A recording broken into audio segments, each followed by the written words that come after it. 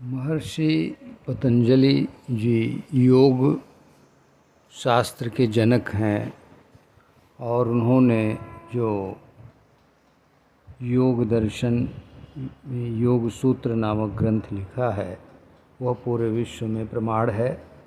तो इसका अभी तक क्रम चल रहा है।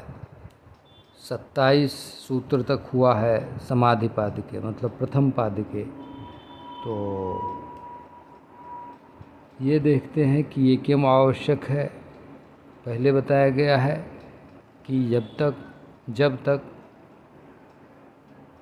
वृत्तियों को नियंत्रित नहीं कर लेते हैं तब तक दृष्टा जो है वो स्वरूप में अवस्थित नहीं होता है।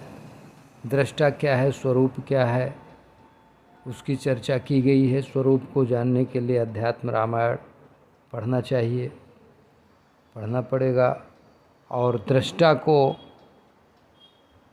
हम बताएंगे बाद में, प्रायोगिक रूप से बताना है। अब ये देखें कि कल तक जो हुआ सूत्र 27 तक संक्षिप्त हुआ।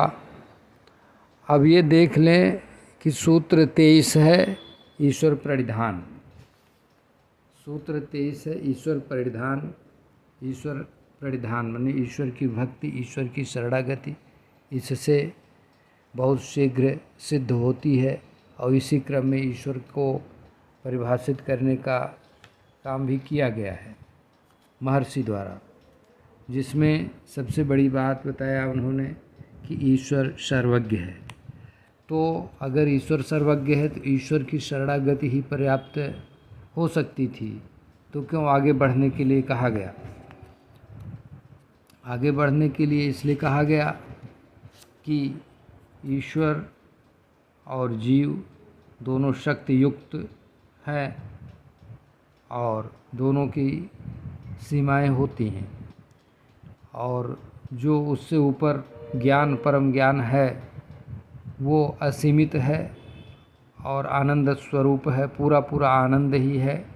और वो ब्रह्म तत्व है, जिसको वेदांत में, उपनिषद में तरह तरह से वर्णन किया गया है।